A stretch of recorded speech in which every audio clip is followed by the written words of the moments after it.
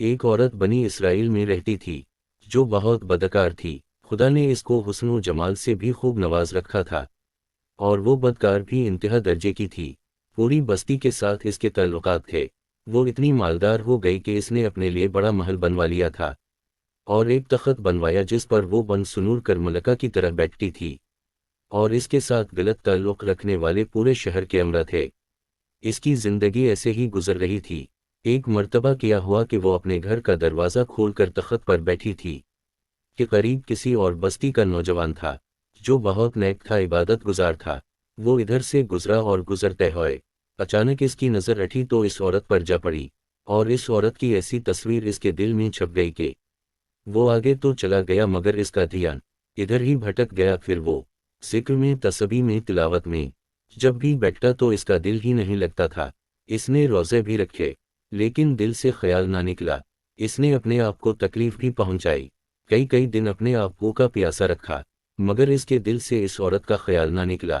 حتیٰ کہ ایک دن اس نے سوچا کہ جب اس خیال سے میری جان چھوٹتی ہی نہیں تو میں اس کے پاس چلا جاتا ہوں۔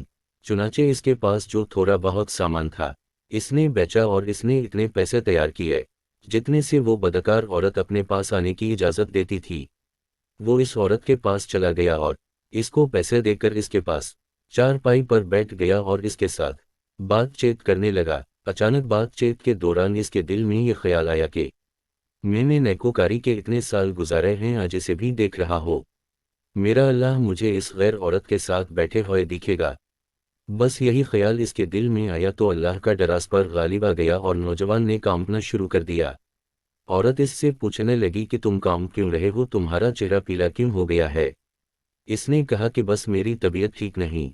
عورت نے کہا کہ پھر تم جس مقصد کے لیے آئے ہو وہ مقصد پورا کرو اور چلے جاؤ۔ نوجوان نے کہا نہیں۔ وہ بڑی حیران ہوئی کہ آج تک میں نے زندگی میں کوئی ایسا مرد نہیں دیکھا جو میرے قریب اس طرح چارپائی پر آ کر بیٹھے اور برائی کیے بغیر چلا جائے۔ یہ نوجوان کیسا ہے؟ مگر نوجوان نے کہا اچھا میں چلتا ہوں۔ اس عورت نے کہا کہ تم کون ہو، کیا ہو؟ تو جوان نے بتایا کہ میں اس نام کا بندہ ہوں اور فلاں بستی میں رہتا ہوں، اور میرے دل میں یہ خیال آ رہا ہے کہ میں نے اتنی عمر مسئلے پر بیٹھ کر گزاری، آج میرا اللہ مجھے تیرے ساتھ بیٹھے ہوئے بھی تو دیکھ رہا ہوگا۔ بس اس کے بعد اس نوجوان کی آنکھوں میں آنسو آ گئے اور وہ چل پڑا۔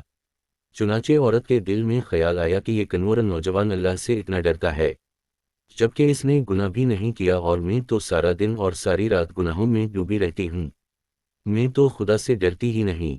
اس کے دل میں شرمندگی پیدا ہوئی، ندامت ہونے لگی کہ اب کیا کروں۔ دل میں خیال آیا چلتی ہوں اور حضرت موسیٰ علیہ السلام سے پوچھتی ہوں کہ کیا میرے لیے بھی توبہ کی کوئی صورت بنتی ہے۔ وہ اپنے گھر سے نکل پڑی۔ اب اس کو بستی کا ہر ایک بندہ پہچانتا تھا، وہ ایسی نامی گرامی عورت تھی۔ وہ چلی گئی اور جا کر حضرت موسیٰ علیہ السلام کو جو دیکھا تو وہ اس وقت بنی اسرائیل کے لوگوں کو نصیحت فرما رہے تھے۔ عورت نے کسی آدمی کے ذریعے پیغام بھیجا کہ حضرت موسیٰ علیہ السلام سے جا کر کہو کہ میں آپ سے ملنا چاہتی ہوں۔ اب جس کو پیغام دیا وہ بھی بیوقوف تھا۔ اس خدا کے بندے نے سیدھا جا کر سب کے سامنے کہہ دیا کہ حضرت آپ سے فلاں عورت ملنے آئی ہے۔ حضرت موسیٰ علیہ السلام نے نام سنا تھا، آپ کو بہت جلال آیا کہ لوگ کیا سوچتے ہوں گے کہ ایسی عورت ان سے ملنے کے لیے آئی ہے، ان کا کیا تعلق ہے اس سے؟ حضرت موسیٰ علیہ السلام نے غصے میں کہہ دیا کہ اس سے کہو چلی جائے، میں اس سے نہیں ملنا چاہتا۔ اس بیوقوف نے آ کر کہا کہ میں نے بات کہی تو حضرت موسیٰ علیہ السلام بڑے ناراض ہوئے، وہ تو بڑے خفا ہوئے، تم سے پہلے اللہ ناراض تھا اور اب اللہ کے نبی بھی مجھ سے بات نہیں کرنا چاہتے، میرے لیے تو اب دنیا میں کوئی ٹھکانہ نہیں۔ وہ عورت بڑے اداس اور بوجھل قدموں کے ساتھ وہاں سے واپس آئی، اور اسے سمجھ نہیں آ رہی تھی کہ وہ کیا کرے۔ اب وہ حیران تھی کہ اللہ کے نبی نے بھی مجھ سے بات نہیں کی، وہاں سے واپس آئی، کیا میں اتنی گری ہوئی ہوں کہ وہ بات کرنا بھی نہیں چاہتے؟ چنانچہ وہ گھر آئی اور اس نے گھر کی کنڈی لگائی۔ اس نے اپنے کسی بڑے سے سنا ہوا تھا کہ بندہ جب اپنے رب کو منانا چاہے تو اس کو چاہیے کہ وہ اس کے سامنے سجدہ کرے۔ چنانچہ اسے کوئی اور طریقہ آتا نہیں تھا۔ گھر کی کنڈی لگا کر ایک جگہ اس نے اللہ کے سامنے سجدہ کیا، دل سے یہ کہہ رہی ہوگی کہ میں تیرے سامنے جھک رہی ہوں، یا اللہ میرا کوئی نہیں تیرے سوا پوری دنیا میں اور کوئی نجات کا راستہ نظر نہیں آتا۔ پھر اللہ کی شان دیکھیے، اس رات اس کے دل میں خیال آیا کہ میں عورت ذات ہوں، اکیلی مکان میں رہتی ہوں، ایک میری خادمہ ہے، تو میں اگر نیت کر بھی لوں تو جتنے لوگوں نے میرے ساتھ بدکاری کی ہے وہ تو مجھے اس میں نہیں رہنے دیں گے، تو بہتر ہے میں اس جگہ کو چھوڑ کر چلی جاؤں۔ اس نے فیصلہ کر لیا کہ میں یہاں سے چلی جاتی ہوں۔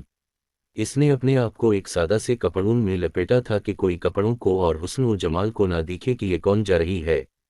پھر اس عورت نے سوچا عورت ذات ہم کہاں جاؤں۔ دل میں خیال آیا کہ وہ جو نوجوان تھا جس کے دل میں اللہ کا اتنا خوف تھا کہ وہ اللہ کے ڈر سے کام رہا تھا، اس بندے کے پاس چلی جاؤں، کیوں نہ میں اس کی خادمہ بن کر رہ جاؤں، ممکن ہے کہ وہ مجھے نکاح میں ہی قبول کر لے۔ یہ اس بستی کی طرف چل پڑی، چنانچہ ڈھونڈتے ہوئے اس بستی میں اس کے گھر پہنچی اور کہنے لگی میں فلاں بندے سے ملنے کے لیے آئی ہوں۔ انہوں نے کہا کہ اس کا ذکر و عبادت کا معمول ہے اور وہ کمرے سے اتنے بجے نکلتا ہے، تم انتظار کر لو۔ چنانچہ اس عورت نے کہا اچھا۔ وہ انتظار میں بیٹھ گئی۔ جب انتظار کرنے بیٹھی ہوئی تھی تو اچانک نوجوان نے دروازہ کھولا اور اس کی نظر اس عورت پر پڑ گئی۔ وہ سامنے بیٹھی ہوئی تھی۔ جب نوجوان نے عورت کا چہرہ دیکھا تو اس کو اپنا وہ وقت یاد آ گیا کہ وہ کون سا وقت تھا جب میں اپنے مسئلے کو چھوڑ کر بالآخر اس کی چارپائی پر جا بیٹھا تھا۔ تو اس نوجوان کے دل پر خوف طاری ہو گیا کہ یہ میرا ایمان خراب کرنے تو نہیں آ گئی۔ میں نے اتنی مشکل سے اس کا تصور ذہن سے نکالا تھا تو نوجوان پر اتنا خوف طاری ہوا کہ وہیں پر گرا اور اس کی جان ہی چلی گئی۔ اب اس کی وفات پر گھر والے بھی رنجیدہ تھے اور اس عورت کو بھی بڑا غم تھا۔ خیر 3 دن کے بعد اس عورت نے اس کے گھر والوں کو بتایا کہ میں تو اس نیت سے آئی تھی، تو انہوں نے کہا کہ اس کا ایک بھائی ہے، اگر تم مناسب سمجھو تو ہم اس سے پوچھ لیتے ہیں، اگر وہ تمہارے ساتھ نکاح کر لے تو تم اس سے نکاح کر لو۔